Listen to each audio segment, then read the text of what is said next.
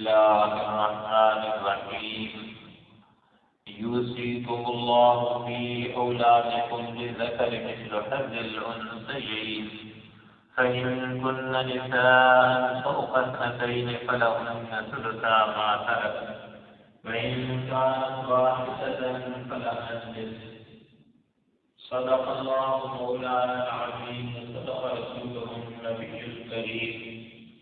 اللهم صل على محمد النبي الأمي وعلى آله وصحبه وسلم تسليما. محترم سامعین نبی وقار،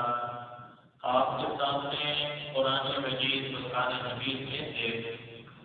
سورۃ النساء کے دوسرے رکوع کی ایک آیت مبارکہ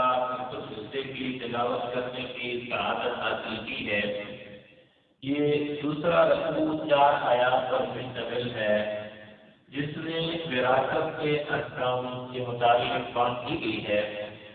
تو پہلی آیت مبارکہ یوصیکم اللہ فی اولادکم، اللہ تمہیں حکم دیتے ہیں تمہاری اولاد کے بارے میں. للذکر مثل حظ الانثیین، مرد کے لیے 2 عورتوں کے برابر حصہ ہے، یعنی ایک مرد کو 2 جو بچیاں ہیں ان کو بھی حصہ ملے گا، اس کے برابر ایک لڑکے کو حصہ ملے گا. فإن كن نساء، بس اگر عورتیں ہی ہوں فوق اثنتین، 2 یا 2 سے زیادہ ہوں، فلہن ثلثا ما ترک، تو ان کے لیے جو اس نے چھوڑا ہے میت نے مرنے والے نے اس کا 3 حصہ ان کو دیا جائے گا. یعنی بچیوں کے اندر اگر صرف بچیاں ہیں ان کو تقسیم کیا جائے گا، ان کو ملے گا.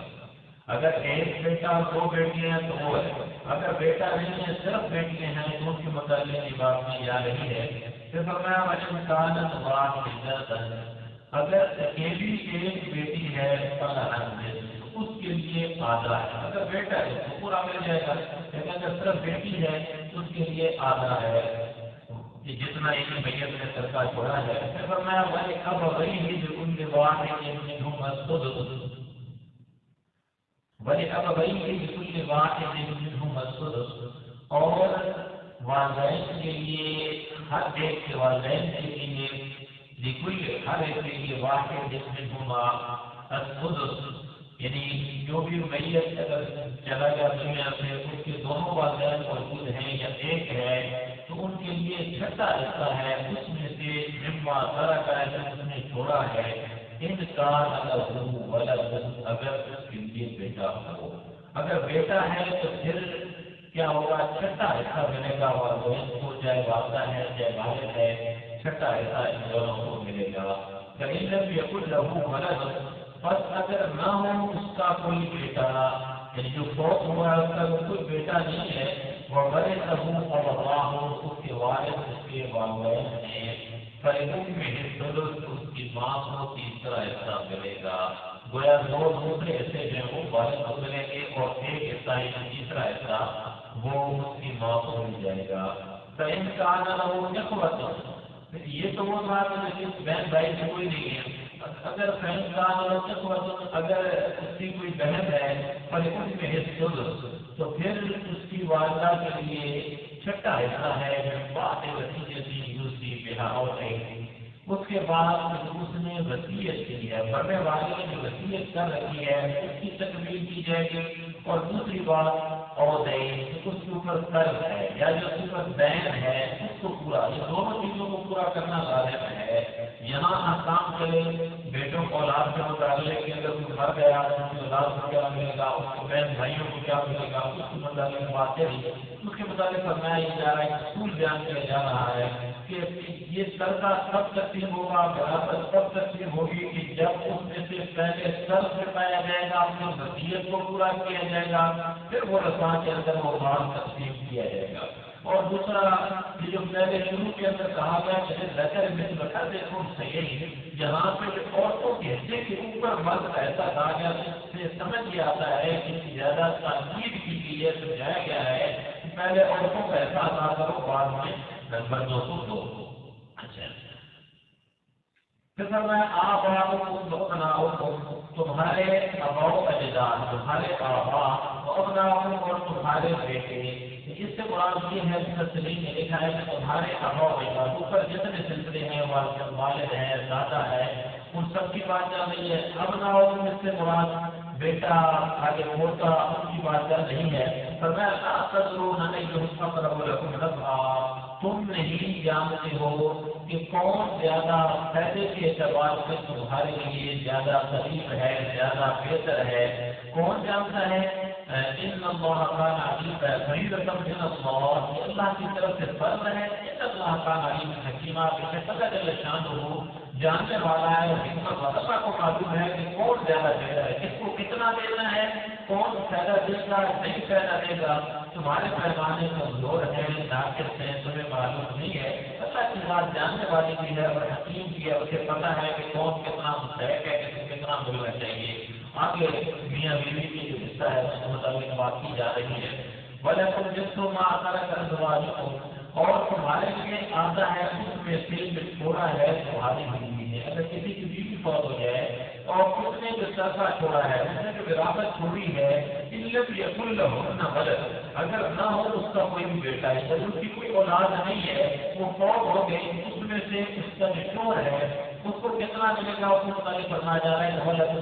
شور کے لیے آدھا حصہ ہے اگر اس کی اولاد نہیں ہے. اگر اس عورت کی جو فوت ہوئی ہے اس کی اولاد ہے تو پھر شوہر کے لیے چوتھا حصہ ہے. مما ترکنا من بعد وصیت یوصین بها اور اس میں سے جو انہوں نے چھوڑا ہے عورت نے جو چھوڑا ہے بعد سے کہ وصیت کی یوصین ہے وہ جو وصیت اس نے کی ہے اس کو پورا کیا جائے گا بنا کے ساتھ اور یا اس نے قرض دینا ہے اس کو چکایا جائے گا. اس کے بعد پھر آپ جہاں بھی یہ بات آ رہی ہے کہ وہ اقسام کے آئے تو اللہ جل شانہ پہلے کہہ رہے ہیں کہ پہلے اس کا قرض ادا کیا جائے پھر اس کے بعد اس کی وصیت پوری کی جائے پھر بعد میں خرچہ بنے گا اس کو تقسیم کیا جائے. یہ تو عورت کو متعلق اگر عورت فوت ہو جاتی ہے تو اگر والا مطلب رو ہو اگر مرد فوت ہو جاتا ہے تو والا مطلب رو ان کے لیے چھوٹا حصہ ہے ماں درخت جو تم چھوڑ کر مرے ہو علم یقل لکم ولد اگر کوئی بیٹا نہ ہو. اگر ایک مرد فوت ہو گیا اور اس کی اولاد نہیں ہے تو اس کی بیوی کو کتنا حصہ ملے گا چوتھائی ملے گا اس نے جو سرکا چھوڑا ہے. اور یہ سب کہ اگر اس کی کوئی اولاد نہیں علم یقل لکم ولد اگر تمہارے لیے کوئی بیٹا ہو اگر کوئی بیٹا ہو کوئی اولاد ہو تو عورت کے لیے کتنا ہوگا اس کی بیوی کے لیے وہ ہوگا 8واں حصہ ہوگا. مما رسم جو تم نے چھوڑا ہے اس کے بعد جو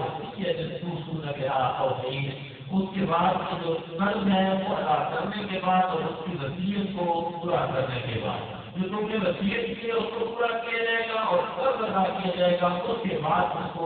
8واں ملے گا سب اگر اولاد ہے. اگر اولاد نہیں ہے تو پھر چوتھا حصہ ملے گا چوتھائی اور اگر اولاد ہے تو پھر 8واں حصہ ملے گا. اس کو بیوی کے مطابق بات کی جا رہی ہے اگر شوہر فوت ہو گیا تو بیوی کو ملے گا. آگے پھر اتنا اگر کوئی فرد سلامہ ہے جس کا نہ والدین ہے نہ اولاد ہے جس کا کوئی بھی نہیں اور کسی ابھی عورت ہے وہ بھی گلا ہے نہ اس کے اوپر والدین کچھ ہے نہ ایک اولاد کچھ ہے اس کے ادھر فرمایا جا رہا اگر اس کا بھائی اور اس کی بہن ہے پر کوئی بات ہے جس میں نمبر ان میں سے ہر ایک کے لیے جو بہن ان کے لیے چھٹا حصہ ہے. اگر اس کی بہن اور بھائی موجود ہیں تو پھر ملے گا اوپر بھی کوئی نہیں نیچے بھی کوئی نہیں پھر اس کو ملے گا اس کے جو بھائی ہیں. اس کے مطابق یہ ہے کہ یہ کہا جا رہا ہے یہاں تو مسئلہ کہنا ہے معاملہ دیکھا سیاسی جو ہے وہ عرب کے اندر جو ہے وہ بھائیوں سے ہوتا ہے ایک ہی والد سے بیٹھے ہیں ان کو ہمارے یہاں بھی حقیقی بھائی آپس کے اندر کہا جاتا ہے. عرب کے اندر بھی ان کو عینی یا حقیقی بھائی کہا جاتا ہے. اور دوسرے جو ماں کی طرف یہ وہ ہوتے ہیں کہ حیاتی کی جن کا والدہ جو ہے وہ پہلے اس کی شادی ہوئی وہاں اور آپ کی پھر آئی شادی ہوئی یہاں اور پیچھے سے ان کے بچے ان کو حیاتی کہا جاتا ہے. ان کے مطابق کی بات ہے ان کو جو ہے ان کو بھی ملے گا. اگر وہ دوسرے حقیقی بھائی کوئی نہیں ہے کوئی بھائی موجود ہیں ان کے لیے ہے کہ ان کو چھوٹا ایسا ملے گا.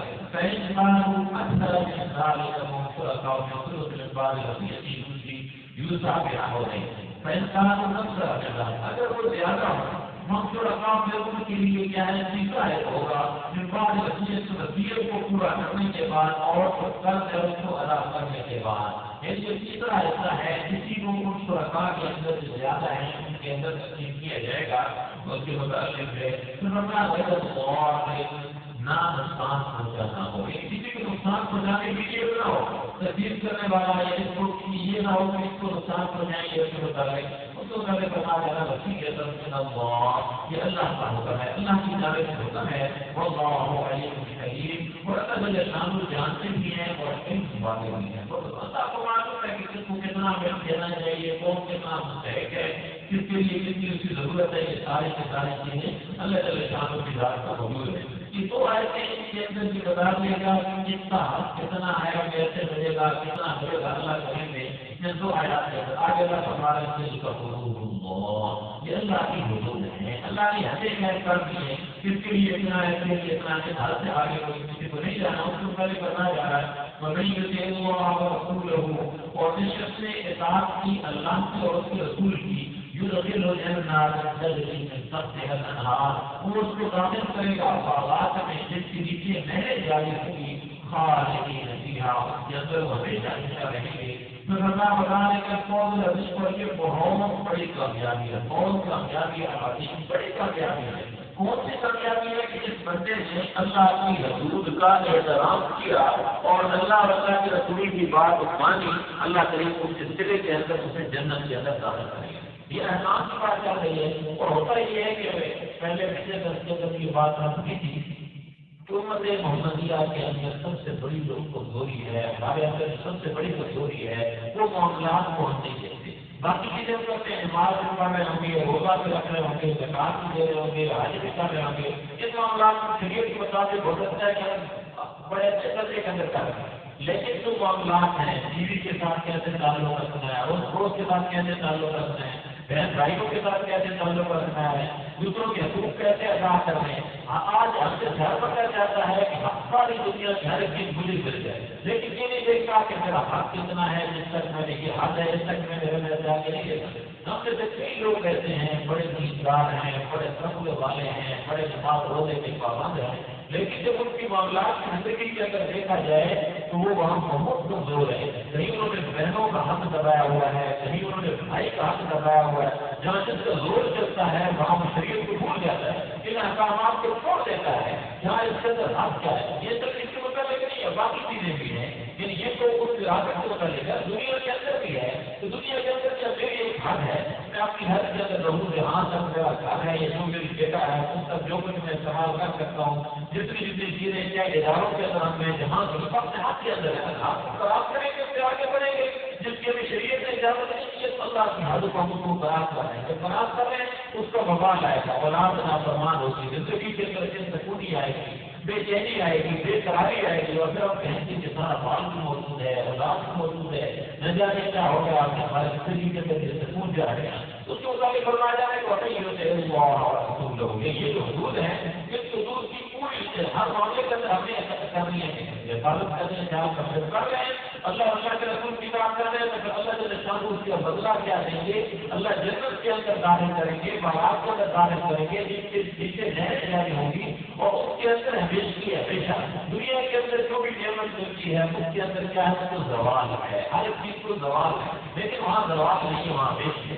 فرمایا یہ بڑی کامیابی ہے کہ بندہ جنت کے اندر داخل ہو گیا ہے اور جس کو اللہ کی نگاہ مل گئی پھر آگے فرمایا جا رہا ہے بھائی آپ اللہ اور رسول جس بندے نے نافرمانی کی اللہ اور اس کے رسول کی